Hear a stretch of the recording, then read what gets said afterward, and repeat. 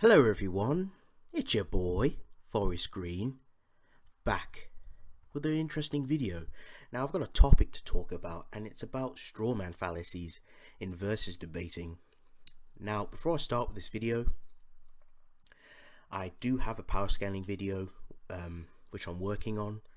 The reasons why I haven't been able to upload it anytime soon is because I'm still doing research. There's a lot to do. It's quite difficult trying to do a power scaling video when there's very little information about characters and stuff. But don't fret, there shall be definitely a power scaling video coming up soon. It's going to take some time. So without further ado, let's begin. Of course, I figured I'd give you folks this video, strawman fallacy. I did videos in the past. I did no limits fallacy. If you want to check that out, I'll leave a link in the description. I did a video about outliers, if you folks want to check that out. So today's topic, I'm going to talk about a strawman fallacy.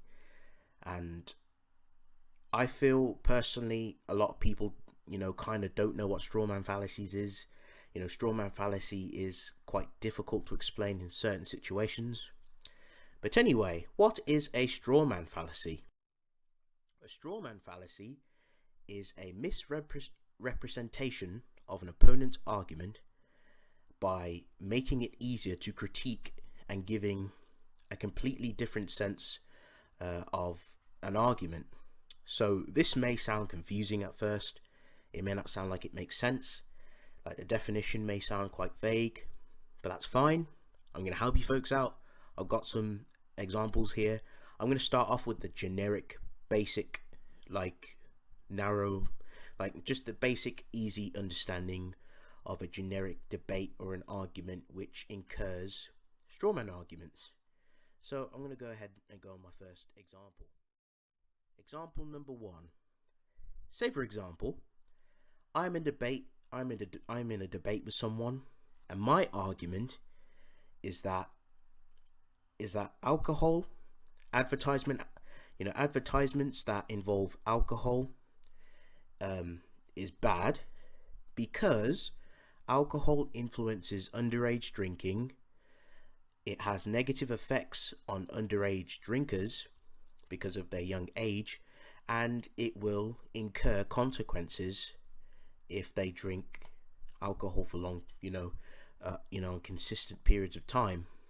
Of course, minors and children and people who are underage. Therefore, my premise is that advertisements that display alcohol should be banned. So now my opponent's response, which he's going to be the straw man in this situation, he's going to respond by saying, but no one will never give up drinking beer. They have been doing this for ages. Now, his argument is a straw man argument right now. And you're probably thinking, why? Let me tell you folks why. Because that's not my argument. I never made it clear that that's not my premises. I never claimed it would be a good idea to give up drinking alcohol. That's not my argument whatsoever.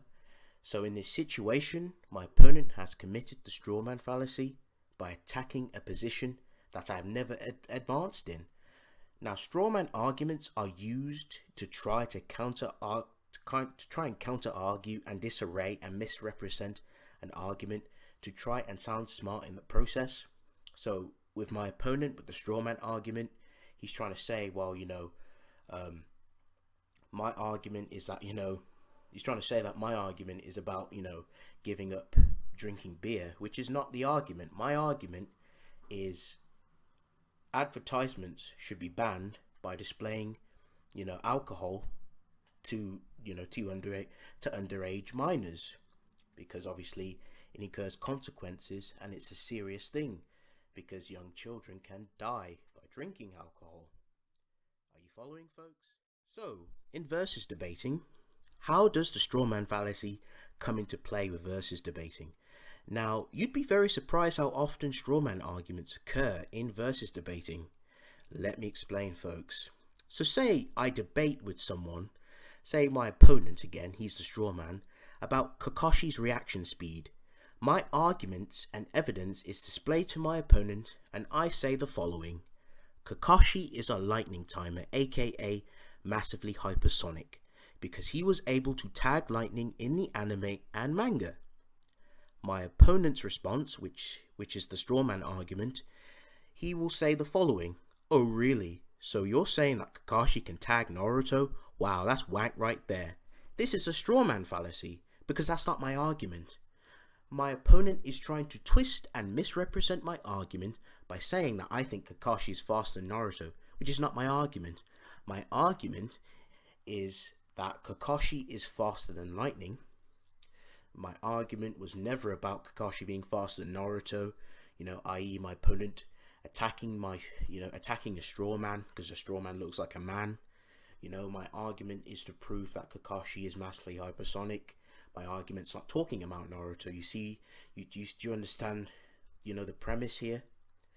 So yes, folks, this is how strawmans work and how the fallacy happens. So I hope you folks enjoyed this video. I really did enjoy it. Strawman fallacies happen a lot. Some of them are easy to spot, some others not so. But I hope you folks learned something today. Try not to get strawmanned. Always stick with your guns, stick with your arguments, stick with your evidence, and always keep a level head. Till next time, folks. See you next time on another video. Got the power scaling video coming up soon, and of course more reviews, so I know you like me doing them snack reviews. But yes, folks, Forest Green out. Peace.